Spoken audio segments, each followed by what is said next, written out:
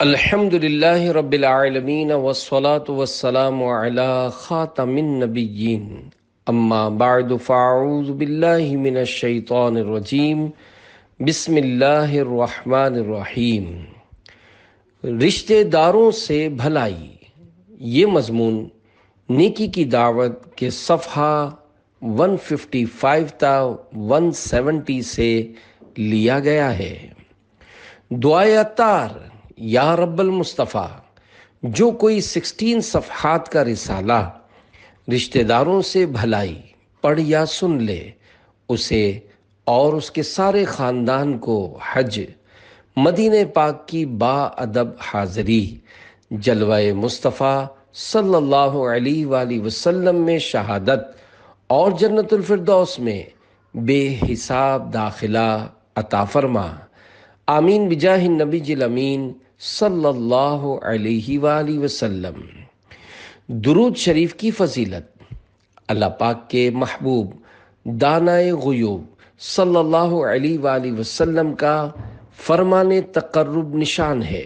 بے شک بروز قیامت لوگوں میں سے میرے قریب تر وہ ہوگا جو مجھ پر سب سے زیادہ درود بھیجے۔ صلو علی الحبیب صلی اللہ علی محمد۔ جہاں رشتہ توڑنے والا موجود ہو وہاں رحمت نہیں اترتی۔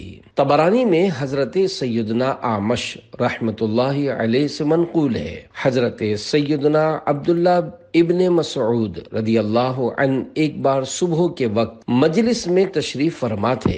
انہوں نے فرمایا، میں قاطع رحم یعنی رشتہ توڑنے والے کو اللہ کی قسم دیتا ہوں کہ وہ یہاں سے اٹھ جائے تاکہ ہم اللہ تعالی سے مغفرت کی دعا کریں، کیونکہ قاطع رحم یعنی رشتہ توڑنے والے پر آسمان کے دروازے بند رہتے ہیں، یعنی اگر وہ یہاں موجود رہے گا تو رحمت نہیں اترے گی اور ہماری دعا قبول نہیں ہوگی۔ حسن سلوک کے 7 حروف کی نسبت سے صلہ رحمی کے 7 مدنی پھول۔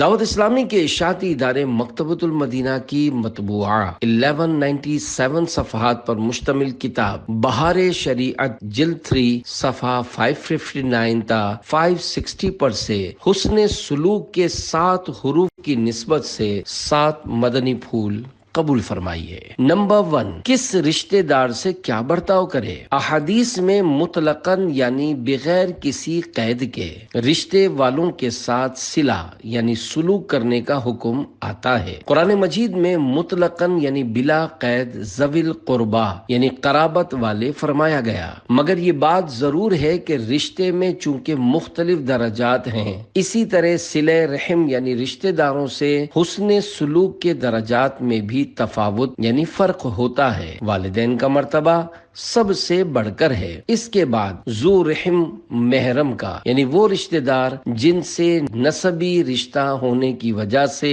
نکاح ہمیشہ کے لیے حرام ہو، ان کے بعد بقیہ رشتے والوں کا علا قدر مراتب یعنی رشتے میں نزدیکی کی ترتیب کے مطابق۔ نمبر 2، رشتہ دار سے سلوک کی صورتیں۔ صلہ رحم یعنی رشتہ داروں کے ساتھ سلوک کی مختلف صورتیں ہیں۔ ان کو ہدیہ و تحفہ دینا، اور اگر ان کو کسی بات میں تمہاری اعانت یعنی امداد درکار ہو تو اس کام میں ان کی مدد کرنا، انہیں سلام کرنا، ان کی ملاقات کو جانا، ان کے پاس اٹھنا بیٹھنا، ان سے بات چیت کرنا، ان کے ساتھ لطف و مہربانی سے پیش آنا۔ نمبر 3، پردیس ہو تو خط بھیجا کرے۔ اگر یہ شخص پردیس میں ہے تو رشتے والوں کے پاس خط بھیجا کرے، ان سے خط و کتابت جاری رکھے تاکہ بے تعلقی پیدا نہ ہونے پائے، اور ہو سکے تو وطن آئے اور رشتے داروں سے تعلقات تازہ کر لے۔ اس طرح کرنے سے محبت میں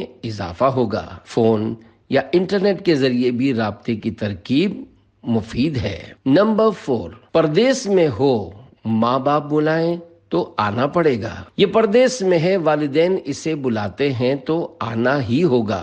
خط لکھنا کافی نہیں ہے، یوں ہی والدین کو اس کی خدمت کی حاجت ہو تو آئے اور ان کی خدمت کرے۔ باپ کے بعد دادا اور بڑے بھائی کا مرتبہ ہے کہ بڑا بھائی بمنزلہ باپ کے ہوتا ہے، بڑی بہن اور خالہ ماں کی جگہ پر ہیں۔ بعض علماء نے چچا کو باپ کی مثل بتایا، اور حدیث عم الرجل سنء ابیہ یعنی آدمی کا چچا باپ کی مثل ہوتا ہے سے بھی یہی مستفاد ہوتا یعنی نتیجہ نکلتا ہے۔ ان کے علاوہ اوروں کے پاس خط بھیجنا یا ہدیہ یعنی تحفہ بھیجنا کفایت کرتا ہے۔ نمبر 5، کس رشتہ دار سے کب کب ملے۔ رشتہ داروں سے ناغہ دے کر ملتا رہے، یعنی ایک دن ملنے کو جائے، دوسرے دن نہ جائے۔ وَعَلَى هَذَا الْقِيَاسِ یعنی اسی پر اندازہ لگا کر کہ اس سے محبت و الفت زیادہ ہوتی ہے، بلکہ اقربا یعنی قرابت داروں سے جمعہ ملتا رہے یا مہینے میں ایک بار،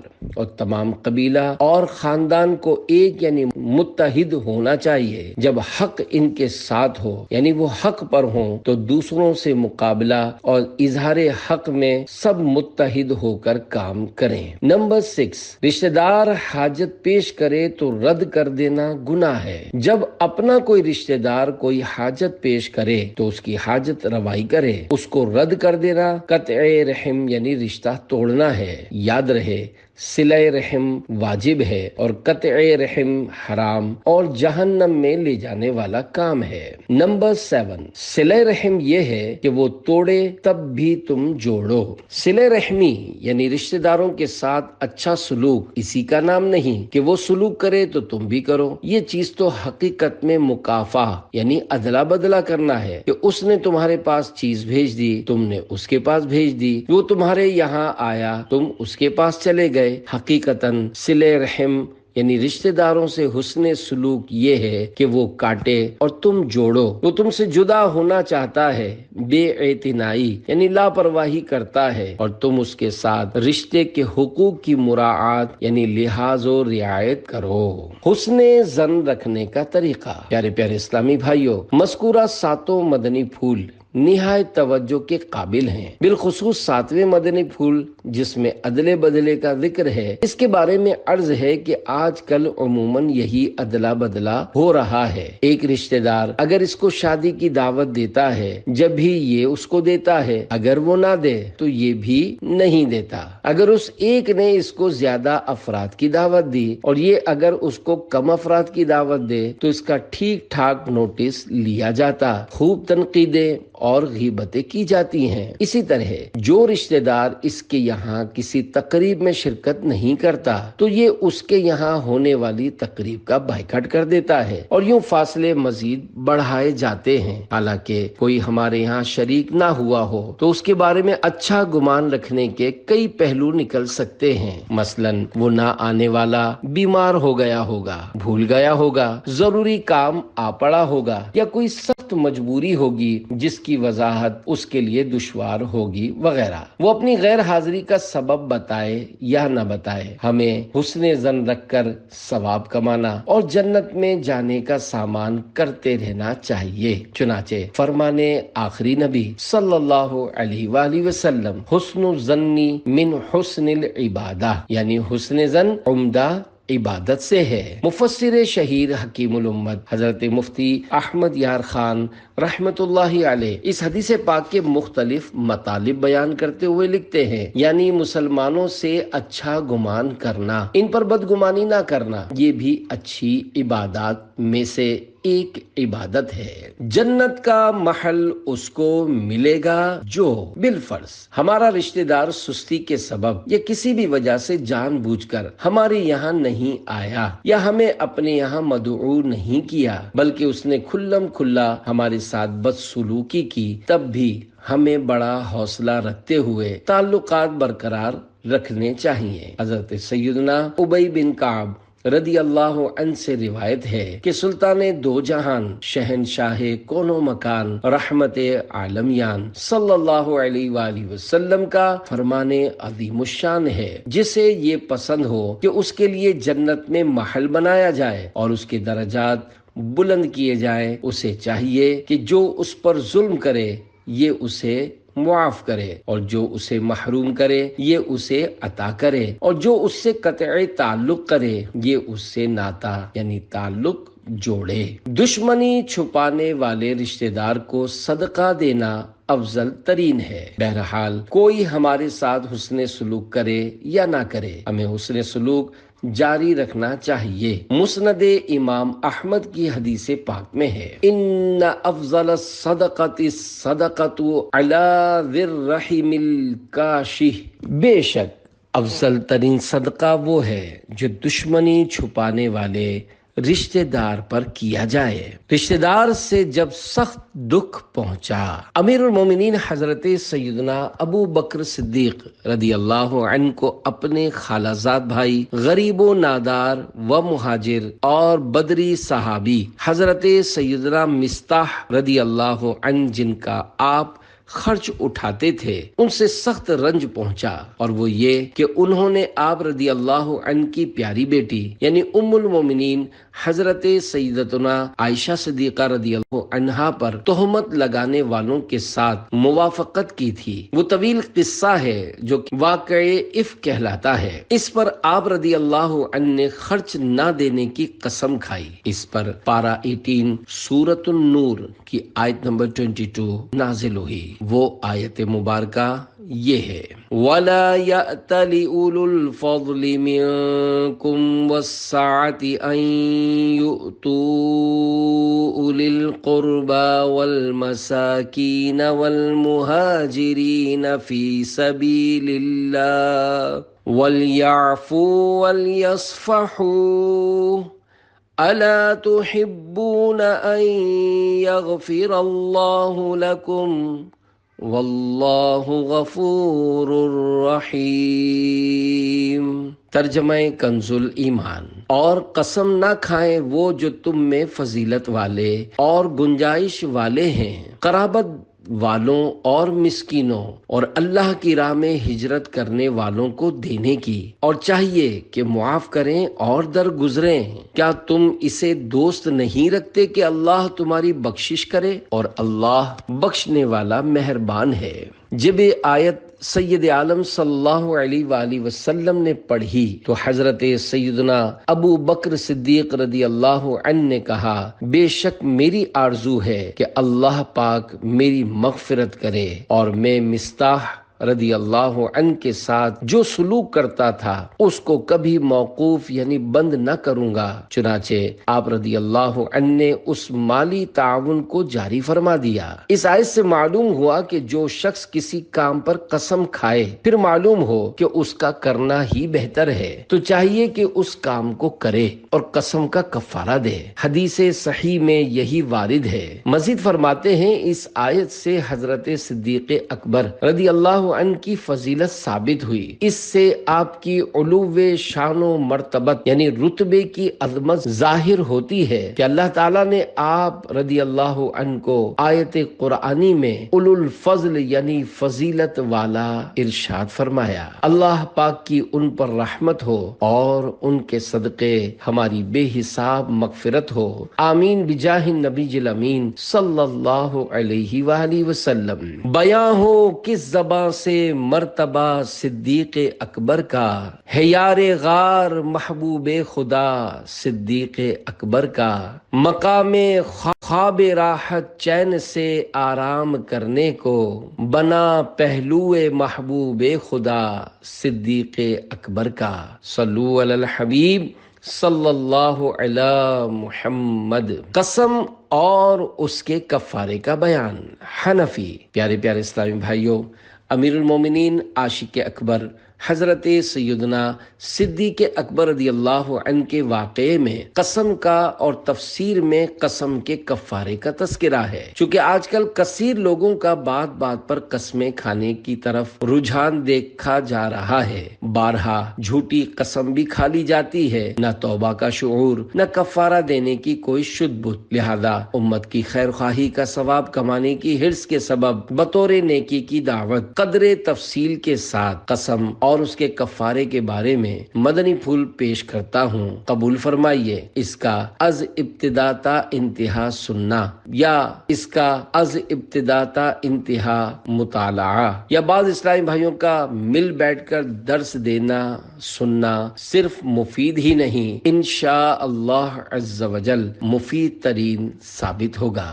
قسم کی تعریف۔ قسم کو عربی زبان میں یمین کہتے ہیں، جس کا مطلب ہے داہنی یعنی سیدھی جانب۔ چونکہ اہل عرب عموماً قسم کھاتے یا قسم لیتے وقت ایک دوسرے سے داہنا یعنی سیدھا ہاتھ ملاتے تھے، اس لیے قسم کو یمین کہنے لگے، یا پھر یمین یمن سے بنا ہے جس کے معنی ہے برکت و قوت۔ چونکہ قسم میں اللہ تعالیٰ کا بابرکت نام بھی لیتے ہیں اور اس سے اپنے کلام کو قوت دیتے ہیں، اس لیے اسے یمین کہتے ہیں، یعنی برکت و قوت والی گفتگو۔ شرعی اعتبار سے قسم اس عقد یعنی عہد و پیما کو کہتے ہیں جس کے ذریعے قسم کھانے والا کسی کام کے کرنے یا نہ کرنے کا پختہ پکا ارادہ کرتا ہے۔ مثلا کسی نے یوں کہا، اللہ عز و جل کی قسم میں کل تمہارا سارا قرض ادا کر دوں گا، تو یہ قسم ہے۔ قسم کی 3 اقسام۔ قسم 3 طرح کی ہوتی ہے۔ نمبر 1 لغو، نمبر 2 غموس، نمبر 3 منعقدہ۔ نمبر 1 لغو یہ ہے کہ کسی گزرے ہوئے یا موجودہ امر یعنی معاملے پر اپنے خیال میں یعنی غلط فہمی کی وجہ سے صحیح جان کر قسم کھائے اور در حقیقت وہ بات اس کے خلاف یعنی الٹ ہو۔ مثلا کسی نے قسم کھائی، اللہ عز و جل کی قسم زید گھر پر نہیں ہے، اور اس کی معلومات میں یہی تھا کہ زید گھر پر نہیں ہے، اور اس نے اپنے گمان میں سچی قسم کھائی تھی، مگر حقیقت میں زید گھر پر تھا، تو یہ قسم لغو کہلائے گی، یہ معاف ہے اور اس پر کفارہ نہیں۔ نمبر 2 غموس یہ ہے کہ کسی گزرے ہوئے یا موجودہ امر یعنی معاملے پر دانستہ یعنی جان بوجھ کر جھوٹی قسم کھائے۔ مثلا کسی نے قسم کھائی، اللہ عز و جل کی قسم زید گھر پر ہے، اور وہ جانتا ہے کہ حقیقت میں زید گھر پر نہیں ہے، تو یہ قسم غموس کہلائے گی اور قسم کھانے والا سخت گناہگار ہوا۔ استغفار و توبہ فرض ہے مگر کفارہ لازم نہیں۔ نمبر 3 منعقدہ یہ ہے کہ آئندہ کے لیے قسم کھائی۔ مثلا یوں کہا، رب عز و جل کی قسم میں کل تمہارے گھر ضرور آؤں گا، مگر دوسرے دن نہ آیا تو قسم ٹوٹ گئی، اسے کفارہ دینا پڑے گا اور بعض صورتوں میں گناہگار بھی ہوگا۔ خلاصہ یہ ہوا کہ قسم کھانے والا کسی گزری ہوئی یا موجودہ بات کے بارے میں قسم کھائے گا تو وہ یا تو سچا ہوگا یا پھر جھوٹا۔ اگر سچا ہوگا تو کوئی حرج نہیں، اور اگر جھوٹا ہوگا تو اس نے وہ قسم اپنے خیال کے مطابق اگر سچی کھائی تھی تو اب بھی حرج نہیں یعنی گناہ بھی نہیں اور کفارہ بھی نہیں۔ ہاں اگر اسے پتا تھا کہ میں جھوٹی قسم کھا رہا ہوں تو گناہگار ہوگا مگر کفارہ نہیں ہے۔ اور اگر اس نے آئندہ کے لیے کسی کام کے کرنے یا نہ کرنے کی قسم کھائی تو اگر وہ قسم پوری کر دیتا ہے تو فبیہا یعنی خوب بہتر، ورنہ کفارہ دینا ہوگا، اور بعض صورتوں میں قسم توڑنے کی وجہ سے گناہگار بھی ہوگا۔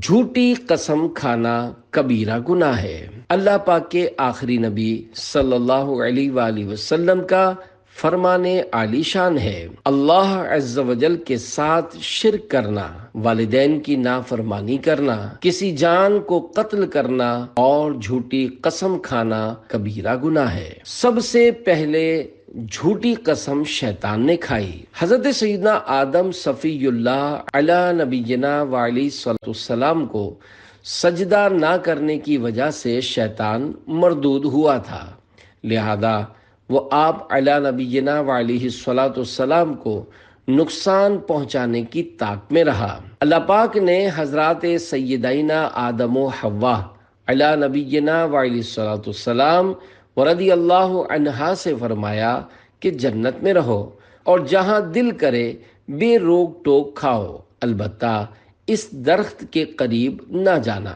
شیطان نے کسی طرح حضرات سیدینا آدم و حوا علی نبینا وعلیہ الصلوۃ والسلام ورضی اللہ عنہا کے پاس پہنچ کر کہا کہ میں تمہیں شجر خلد بتا دوں۔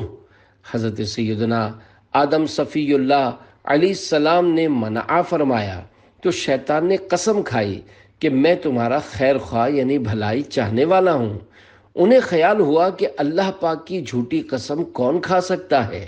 یہ سوچ کر حضرت سیدتنا حوا رضی اللہ عنہا نے اس میں سے کچھ کھایا، پھر حضرت سیدنا آدم صفی اللہ علی نبینا علیہ الصلوۃ والسلام کو دیا، انہوں نے بھی کھا لیا، جیسا کہ پارہ 8 سورۃ الاعراف کی آیت نمبر 20 اور 21 میں ارشاد ہوتا ہے، فوسوس لهما الشیطان لیبدی لهما ما وري عنهما من سوآتهما وقال ما نهاكما ربكما عن هذه الشجرة إلا أن تكونا ملكين أو تكونا من الخالدين وقاسمهما إني لكما لمن الناصحين۔ ترجمہ کنز الایمان۔ پھر شیطان نے ان کے جی میں خطرہ ڈالا کہ ان پر کھول دے ان کی شرم کی چیزیں جو ان سے چھپی تھیں، اور بولا تمہیں تمہارے رب نے اس پیڑ سے اسی لیے منع فرمایا ہے کہ کہیں تم دو فرشتے ہو جاؤ یا ہمیشہ جینے والے، اور ان سے قسم کھائی کہ میں تم دونوں کا خیر خواہ ہوں۔ صدر الافاضل حضرت علامہ مولانا سید محمد نعیم الدین مراد آبادی رحمۃ اللہ علیہ تفسیر خزان العرفان میں لکھتے ہیں، معنی یہ ہے کہ ابلیس ملعون نے جھوٹی قسم کھا کر حضرت سیدنا آدم علیہ نبینا علیہ الصلوۃ والسلام کو دھوکا دیا، اور پہلا جھوٹی قسم کھانے والا ابلیس ہی ہے۔ حضرت آدم علیہ نبینا علیہ الصلوۃ والسلام کو گمان بھی نہ تھا کہ کوئی اللہ پاک کی قسم کھا کر جھوٹ بول سکتا ہے، اس لیے آپ نے اس کی بات کا اعتبار کیا۔ کسی کا حق مارنے کے لیے جھوٹی قسم کھانے والا جہنمی ہے۔ اللہ پاک کے آخری نبی صلی اللہ علیہ وآلہ وسلم کا فرمان عظیم ہے، جو قسم کھا کر کسی مسلمان کا حق مار لے، اللہ پاک اس کے لیے جہنم واجب کر دیتا ہے اور اس پر جنت حرام فرما دیتا ہے۔ عرض کی گئی، یا رسول اللہ صلی اللہ علیہ وآلہ وسلم، اگرچہ وہ تھوڑی سی چیز ہی ہو، ارشاد فرمایا اگرچہ پیلو کی شاخ ہی ہو۔ پیلو ایک درخت ہے جس کی شاخ اور جڑ سے مسواک بناتے ہیں۔ جھوٹی قسم کھانے والے کے حشر میں ہاتھ پاؤں کٹے ہوئے ہوں گے۔ ایک حضرمی یعنی ملک یمن کے شہر حضرموت کے باشندے اور ایک کندی یعنی قبیلہ کندہ سے وابستہ ایک شخص نے مدینے کے تاجور صلی اللہ علیہ وآلہ وسلم کی بارگاہ انور میں یمن کی ایک زمین کے متعلق اپنا جھگڑا پیش کیا۔ حضرمی نے عرض کی، یا رسول اللہ صلی اللہ علیہ وآلہ وسلم، میری زمین اس کے باپ نے چھین لی تھی، اب وہ اس کے قبضے میں ہے۔ تو نبی مکرم نور مجسم صلی اللہ علیہ وآلہ وسلم نے دریافت فرمایا، کیا تمہارے پاس کوئی گواہی ہے؟ عرض کی نہیں، لیکن میں اس سے قسم لوں گا کہ اللہ کی قسم کھا کر کہے کہ وہ نہیں جانتا کہ وہ میری زمین ہے جو اس کے باپ نے غصب کر لی تھی۔ کندی قسم کھانے کے لیے تیار ہو گیا تو رسول اکرم شہنشاہ آدم و بنی آدم صلی اللہ علیہ وآلہ وسلم نے ارشاد فرمایا، جو جھوٹی قسم کھا کر کسی کا مال دبائے گا وہ بارگاہ الہی عز و جل میں اس حالت میں پیش ہوگا کہ اس کے ہاتھ پاؤں کٹے ہوئے ہوں گے۔ یہ سن کر کندی نے کہہ دیا کہ یہ زمین اسی یعنی حضرمی کی ہے۔ مفسر شہیر حکیم الامت حضرت مفتی احمد یار خان رحمۃ اللہ علیہ اس حدیث پاک کے تحت فرماتے ہیں، سبحان اللہ، یہ ہے اثر اس زبان فیض ترجمان کا کہ دو کلمات میں اس کندی کے دل کا حال بدل گیا اور سچی بات کہہ کر زمین سے لا دعویٰ ہو گیا۔ 7 زمینوں کا ہار، رشوتوں کے ذریعے دوسروں کی جگہوں پر قبضہ کر کے عمارتیں بنانے والوں، لوگوں کی طرف سے ٹھیکے پر ملی ہوئی زرعی زمینیں دبا لینے والوں، کسانوں، وڈیروں اور خائن زمینداروں کو گھبرا کر جھٹ پٹ توبہ کر لینی چاہیے، اور جن جن کے حقوق دبائے ہیں وہ فوراً ادا کرنے چاہیے، کہ مسلم شریف میں ہے اللہ پاک کے آخری نبی صلی اللہ علیہ وآلہ وسلم کا فرمان عبرت نشان ہے، جو شخص کسی کی بالشت بھر زمین ناحق طور پر لے گا تو اسے قیامت کے روز 7 زمینوں کا طوق یعنی ہار پہنایا جائے گا۔ شارع عام پر بلا حاجت شرعی راستہ مت گھیریے۔ بعض لوگ شارع عام پر بلا حاجت راستہ گھیر لیتے ہیں، جن میں کئی صورتیں لوگوں کے لیے سخت تکلیف کا باعث بنتی ہیں۔ مثلا نمبر 1، بقرعید کے دنوں میں قربانی کے جانور بیچنے یا کرائے پر رکھنے یا ذبح کرنے کے لیے بعض جگہ بلا ضرورت پوری گلیاں گھیر لیتے ہیں۔ نمبر 2، راستے میں تکلیف دہ حد تک کچرا یا ملبہ ڈالتے، تعمیرات کے لیے غیر ضروری طور پر بجری اور سریوں کا ڈھیر لگاتے ہیں، اور یوں ہی تعمیرات کے بعد مہینوں تک بچا ہوا سامان و ملبہ پڑا رہتا ہے۔ نمبر 3، شادی و غمی کی تقریبوں، نیازوں وغیرہ کے موقعوں پر گلیوں میں دیگے پکاتے ہیں، جن سے بعض اوقات زمین پر گڑھے پڑ جاتے ہیں، پھر ان میں کیچڑ اور گندے پانی کے ذخیرے کے ذریعے مچھر پیدا ہوتے اور بیماریاں پھیلتی ہیں۔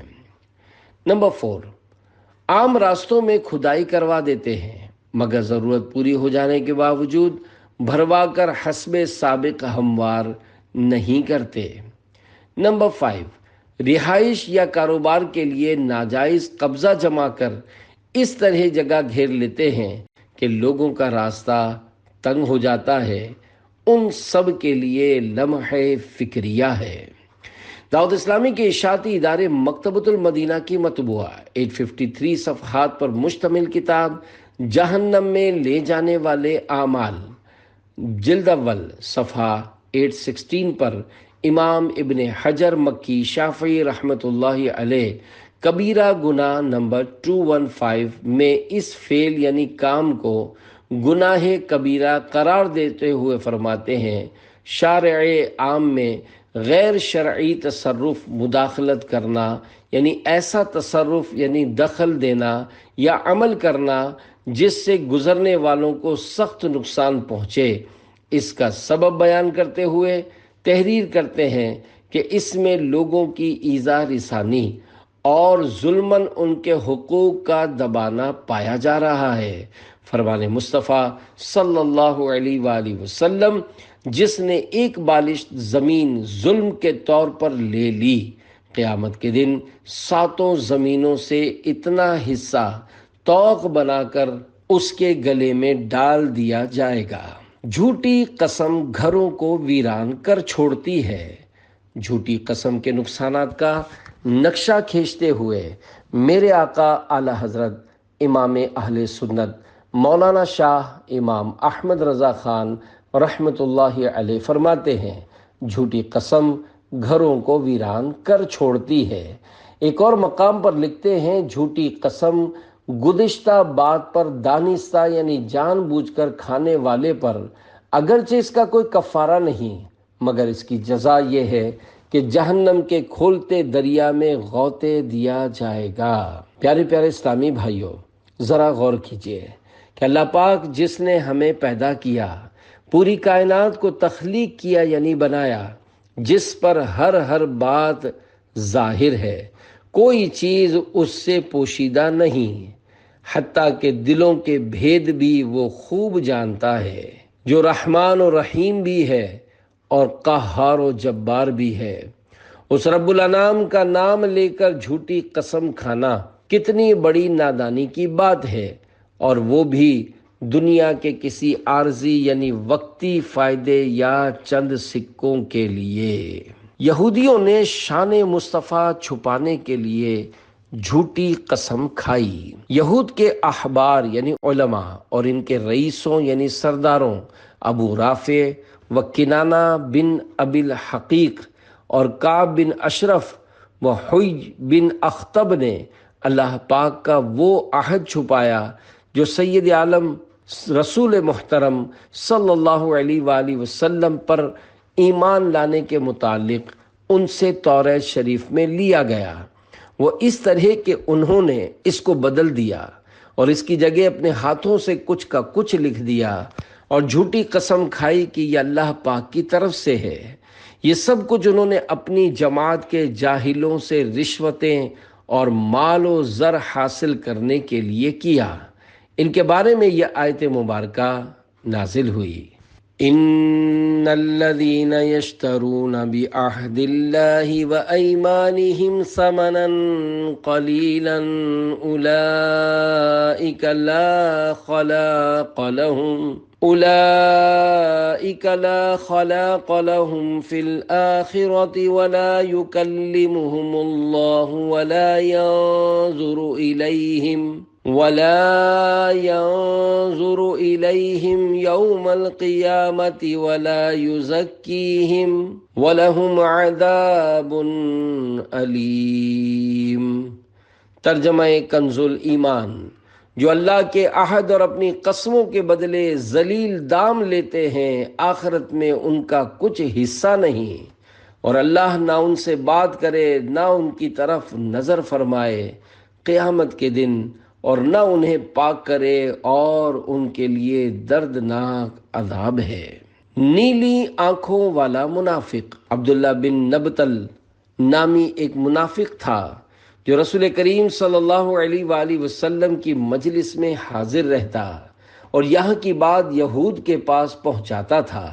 ایک روز اللہ پاک کے آخری نبی صلی اللہ علیہ وآلہ وسلم دولت سرائے اقدس میں تشریف فرما تھے۔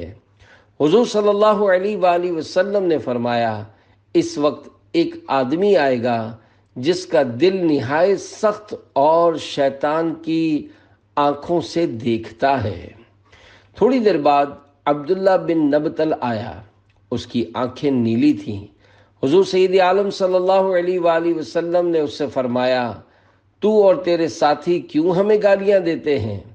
وہ قسم کھا گیا کہ ایسا نہیں کرتا اور اپنے کو لے آیا۔ انہوں نے بھی قسم کھائی کہ ہم نے آپ کو گالی نہیں دی۔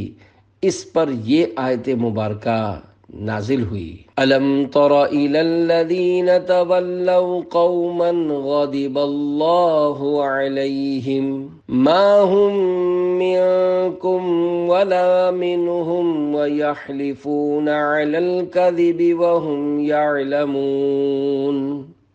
ترجمہ کنز الایمان، کیا تم نے انہیں نہ دیکھا جو ایسوں کے دوست ہوئے جن پر اللہ کا غضب ہے، وہ نہ تم میں سے نہ ان میں سے وہ دانستہ جھوٹی قسم کھاتے ہیں۔ جہنم میں لے جانے کا حکم ہوگا۔ منقول ہے کہ قیامت کے دن ایک شخص کو اللہ پاک کی بارگاہ میں کھڑا کیا جائے گا۔ اللہ پاک اسے جہنم میں لے جانے کا حکم فرمائے گا۔ وہ عرض کرے گا، یا اللہ پاک، مجھے کس لیے جہنم میں بھیجا جا رہا ہے؟ ارشاد ہوگا، نمازوں کو ان کا وقت گزار کر پڑھنے اور میرے نام کی جھوٹی قسمیں کھانے کی وجہ سے۔ جھوٹی قسم کھانے والے تاجر کے لیے دردناک عذاب ہے۔ حضرت سیدنا ابو ذر غفاری رضی اللہ عنہ سے مروی ہے کہ اللہ پاک کے محبوب دانہ غیوب منزہ عن العیوب صلی اللہ علیہ وآلہ وسلم نے ارشاد فرمایا، 3 شخص ایسے ہیں جن سے اللہ تعالی نہ کلام فرمائے گا، نہ ان کی طرف نظر کرم فرمائے گا اور نہ ہی انہیں پاک کرے گا، بلکہ ان کے لیے دردناک عذاب ہے۔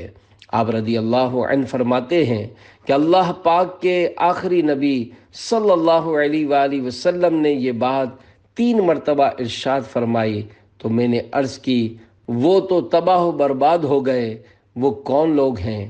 ارشاد فرمایا، نمبر 1 تکبر سے اپنا تہبند لٹکانے والا، اور نمبر 2 احسان جتلانے والا، اور نمبر 3 جھوٹی قسم کھا کر اپنا مال بیچنے والا۔ جھوٹی قسم سے برکت مٹ جاتی ہے۔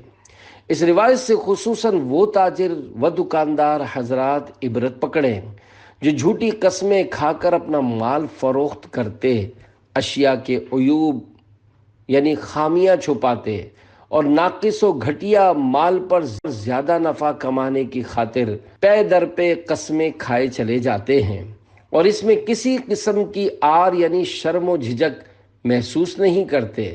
ان کے لیے لمحہ فکریہ یہ ہے کہ شفیع روز شمار دو عالم کے مالک و مختار باذن پروردگار صلی اللہ علیہ وآلہ وسلم کا فرمان عبرت نشان ہے، جھوٹی قسم سے سودا فروخت ہو جاتا ہے اور برکت مٹ جاتی ہے۔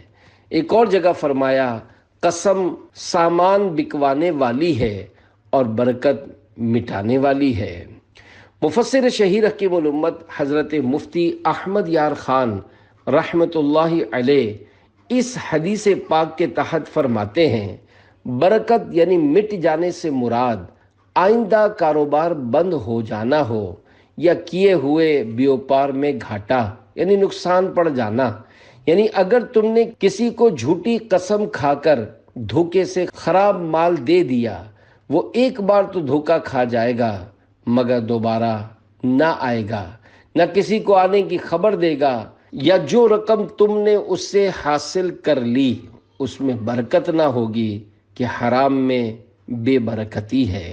خنزیر نما مردہ دعوت اسلامی کے اشاعتی ادارے مکتبۃ المدینہ کا 32 صفحات پر مشتمل رسالہ کفن چوروں کے انکشافات میں ہے۔ ایک بار خلیفہ عبد الملک کے پاس ایک شخص گھبرایا ہوا حاضر ہوا اور کہنے لگا، علی جا، میں بے حد گناہ گار ہوں اور جاننا چاہتا ہوں کہ آیا میرے لیے معافی ہے یا نہیں۔ خلیفہ نے کہا، کیا تیرا گناہ زمین و آسمان سے بھی بڑا ہے؟ اس نے کہا، بڑا ہے۔ خلیفہ نے پوچھا، کیا تیرا گناہ لوح و قلم سے بھی بڑا ہے؟ جواب دیا، بڑا ہے۔ پوچھا، کیا تیرا گناہ عرش و کرسی سے بھی بڑا ہے؟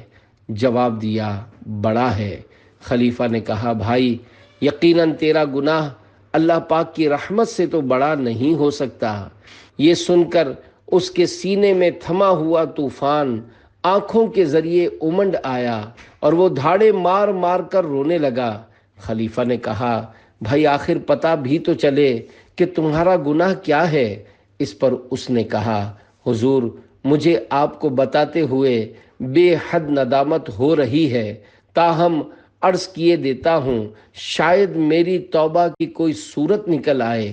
یہ کہہ کر اس نے اپنی داستان وحشت نشان سنانی شروع کی۔ کہنے لگا، علی جا، میں ایک کفن چور ہوں۔ آج رات میں نے 5 قبروں سے عبرت حاصل کی اور توبہ پر آمادہ ہوا۔ پھر اس نے 5 قبروں کے عبرت ناک احوال سنائے۔ ایک قبر کا حال سناتے ہوئے اس نے کہا، کفن چرانے کی غرض سے میں نے جب دوسری قبر کھودی تو ایک دل ہلا دینے والا منظر میری آنکھوں کے سامنے تھا۔ کیا دیکھتا ہوں کہ مردے کا منہ خنزیر جیسا ہو چکا ہے اور وہ طوق و زنجیر میں جکڑا ہوا ہے۔ غیب سے آواز آئی، یہ جھوٹی قسمیں کھاتا اور حرام روزی کماتا تھا۔ حدیث قدسی، اللہ پاک نے رحم یعنی رشتہ داری سے فرمایا، جو تجھے ملائے گا میں اسے ملاؤں گا، اور جو تجھے کاٹے گا میں اسے کاٹوں گا۔